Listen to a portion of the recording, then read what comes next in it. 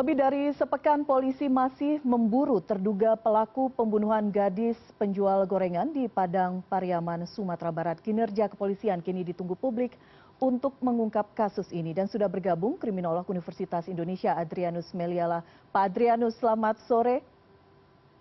Selamat sore, Mbak. Pak Adrianus, bagaimana Anda melihat upaya kepolisian sejauh ini untuk mengungkap pelaku? Informasi terakhir masih terus diburu dalam kasus ini.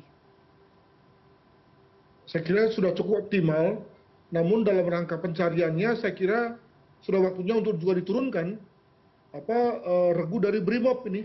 Karena Brimob, khususnya Brimob Polda Sumatera Barat, itu memiliki kemampuan untuk melakukan pelacakan di hutan. Ya. Jadi jangan serahkan pada polisi umum, tapi serahkan pada ahlinya, dalam hal ini Brimob. Niscaya akan lebih cepat, karena tadi makin lama ini berlangsung, tentu saja akan makin membuat orang penasaran dan amat menunggu hasilnya. Begitu, Pak. Itu memang yang ditunggu publik. Tapi kita berbicara mengenai IS yang tadi rekan kami Irin Wardani berada di lokasi memantau bagaimana proses pengungkapan kasus ini. Terduga pelaku mengenal alam di sekitarnya, termasuk cukup lihai dan mengetahui jalan-jalan yang di kawasan hutan. Tim pencari pihak kepolisian sudah melibatkan masyarakat juga untuk berupaya mencari. Tapi tampaknya sudah lebih dari sepekan, masih ada kesulitan. Bagaimana Anda melihat ini? Selain tadi ya, Anda sudah mengatakan pelibatan Brimob penting.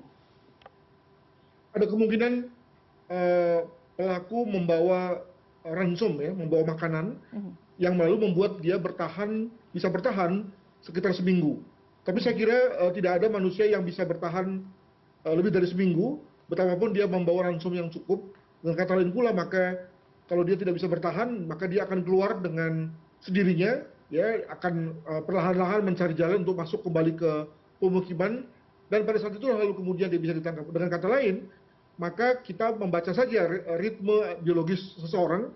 Jadi ketika ada satuan yang dikerahkan untuk mencari, tapi juga jangan lupa, mesti ada juga kepolisian yang berjaga di pemukiman, karena dengan satu pertimbangan bahwa yang bersangkutan akan kembali turun, ya, dan meminta mencari makan di pemukiman penduduk, begitu. Nah itu, kita berpikir ke arah sana, apakah kemungkinan logistik habis dan terduga pelaku akan menyerahkan diri.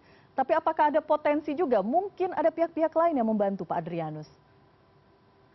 Tentu saja mungkin, ya, namun kalau lihat dari dugaan polisi bahwa ini pelakunya tunggal, dan kelihatannya juga bahwa tidak ada pertinggal, ya, dari barang-barang orang lain selain daripada yang bersangkutan, maka sejauh ini kita bisa yakinkan bahwa ini adalah kerjaan atau perbuatan dari orang yang tunggal juga.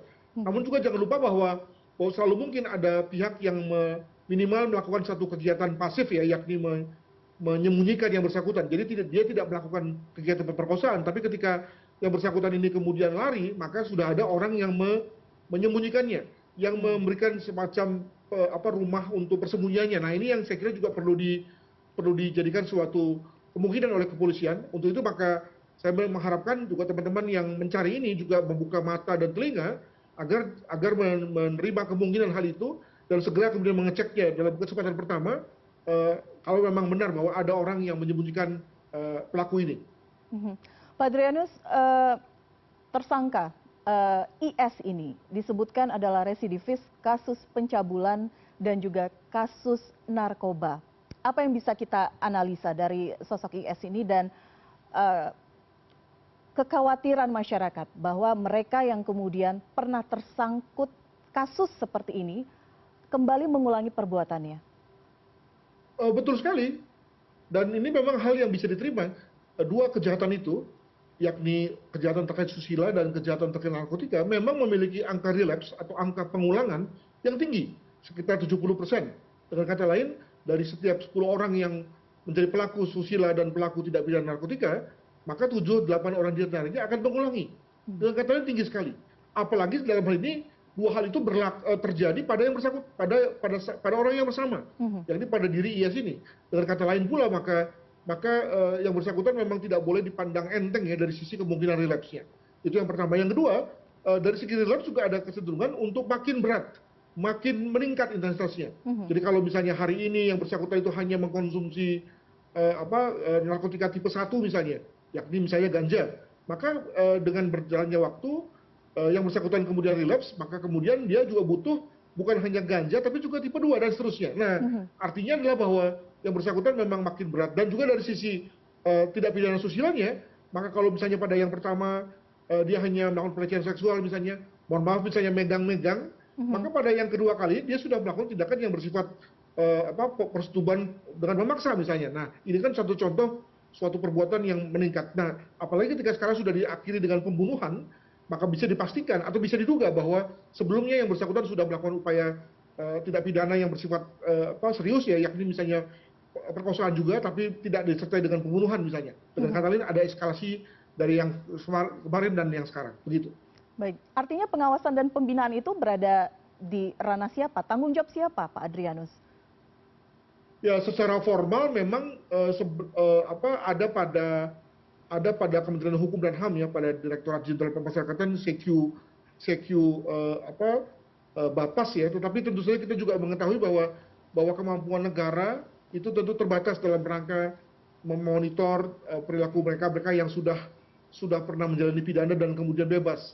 Untuk itu maka juga kita bicara mengenai bagaimana keluarganya, bagaimana lingkungan terdekatnya, apakah juga melakukan pengawasan yang kurang lebih sama sehingga yang bersangkutan tetap berada pada jalur warga negara yang patuh hukum, atau juga jangan-jangan sebetulnya keluarga dan masyarakat juga abai ya, sehingga kemudian yang bersangkutan bisa kemudian kembali melakukan pengulangan pidananya secara mudah ya, sebagaimana sudah diduga terkait dengan data tentang tindak pidana narkotika dan tindak pidana susila.